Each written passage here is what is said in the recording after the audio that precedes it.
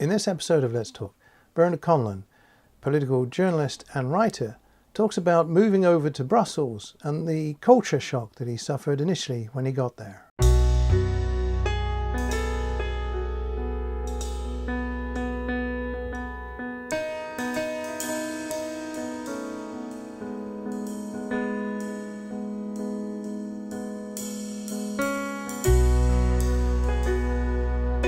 How did you find the culture of Brussels and Europe in comparison to what you'd actually left here? Quite incredible. The culture shock was quite incredible.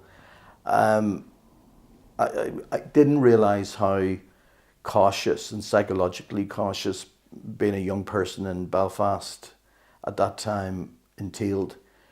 No matter how on the surface things looked like it was a good time, there were good times being had by all. There was a huge amount of underlying tension and nervousness factored into your daily life. Every time you went into a pub, you had one eye on the door.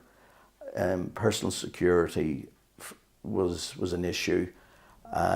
Through my teenage years as a young male, going about my daily activities, and even in somewhere as relatively quiet as Glengormley, you still had to be very cautious, and sometimes you came up against situations which were, if I went into detail, would be very unpleasant. But you were streetwise. That street wisdom was part of your psychic. When I went to Luxembourg, it was so incredibly relaxed. Suddenly, I was in a peer group of bright young things from every part of Europe. People from Germany, from the Netherlands, from the UK, England, Italy, and these were young people that were very academic in their backgrounds and were very reflective and philosophical in terms of the sort of things they discussed and I discussed with them.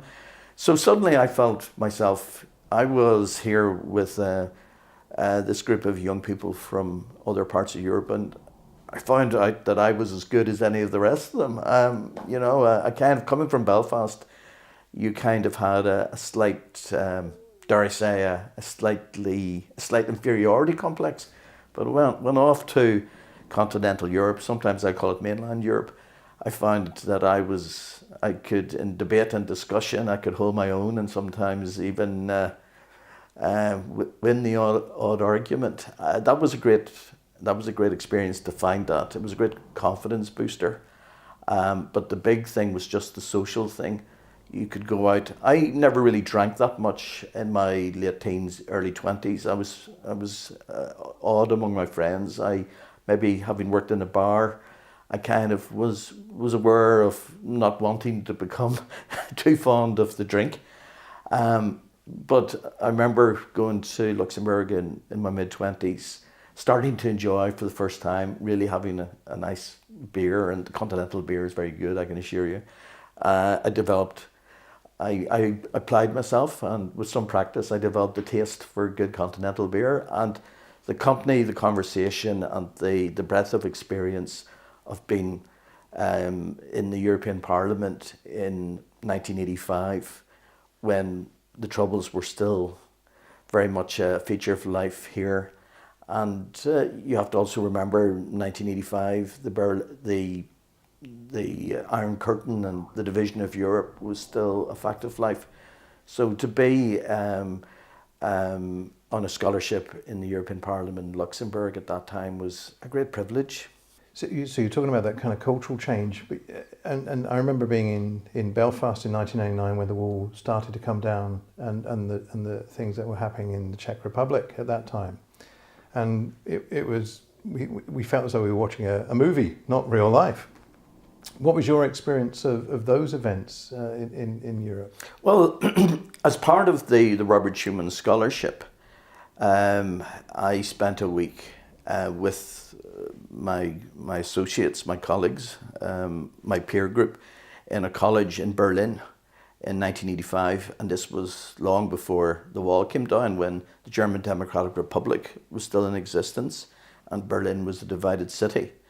And to get an opportunity to study in an institute in Berlin in 1985 was quite an experience. And I was in the eastern part of Berlin at that time, and I remember looking up at the big, the tower in East Berlin, and Checkpoint Charlie existed in real life. It wasn't a museum piece, and you had the whole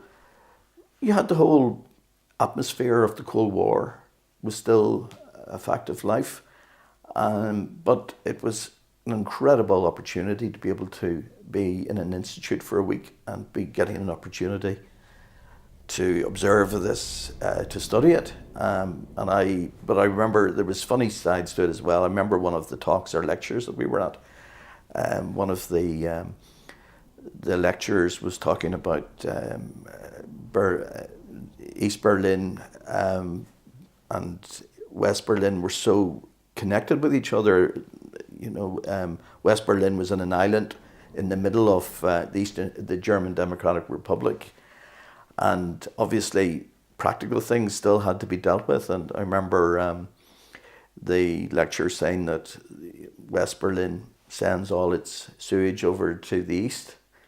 And I made a quip, which I'm not sure I should really repeat on air, but I said it was a case of the West sending a lot of to the east, or the east taking from the West. Absolutely. Really. So they were even funny, even in very serious political situations, there's a role for humour, and there's a role for, dialogue. And that was an important staging post to be able to see the division in Europe firsthand at a very young age.